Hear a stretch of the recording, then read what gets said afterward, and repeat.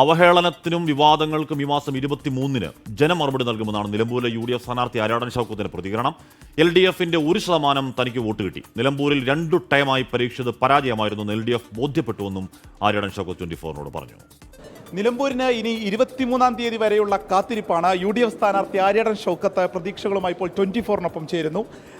അപ്പോൾ നല്ല രീതിയിലുള്ളൊരു വോട്ടെടുപ്പ് 75% എത്തിയിരിക്കുകയാണ്. എങ്ങനെയാണ് ഇപ്പോൾ പ്രതീക്ഷ? ഏത് പഞ്ചായത്തിൽ നിന്ന് എത്ര വോട്ടുകൾ ലഭിക്കും? അതിനെക്കുറിച്ചൊരു എല്ലാ പഞ്ചായത്തുകളും UDF ലീഡ് ചെയ്യും.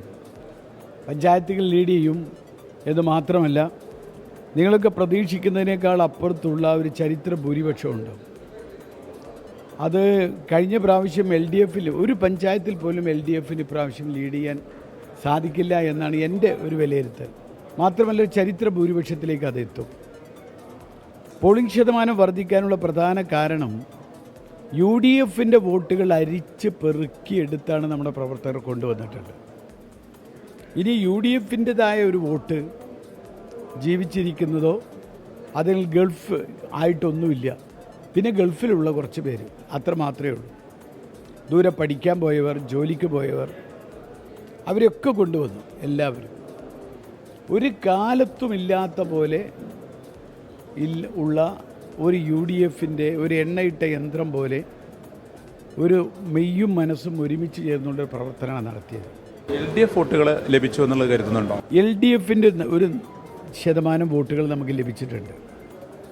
അത് കാരണം ഈ ഗവൺമെൻറ്റിനെതിരെയുള്ളൊരു വിധിയെഴുത്ത് മാത്രമല്ല, ഈ നിലമ്പൂരിൽ അവർ 2 ടേമായിട്ട് അവർ പരീക്ഷിച്ചത് പരാജയമായിരുന്നു എന്ന് അവർക്ക് തന്നെ ബോധ്യമായിട്ടുണ്ട്. അതിൻ്റെയും കൂടി ഒരു വിലയിരുത്തൽ അതിൻ്റെ അടിസ്ഥാനത്തിൽ LDFൻ്റെ വോട്ടുകളും നമുക്ക് ലഭിച്ചിട്ടുണ്ട്. സ്വതന്ത്ര പരീക്ഷണം പരാജയമായിരുന്നു എന്നാണോ?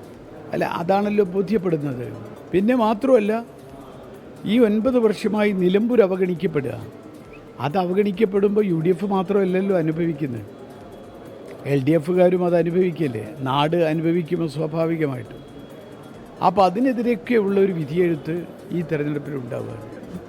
യെസ്, അപ്പോൾ 23-ാം തീയതിക്കുള്ള എല്ലാ പ്രതീക്ഷകളും UDF ക്യാമ്പ് ആത്മവിശ്വാസത്തിലാണ്. അത് പങ്കുവയ്ക്കുകയായിരുന്നു 24-മായി ആര്യാടൻ ഷൗക്കത്ത്. ടീം 24 നിലമ്പൂർ.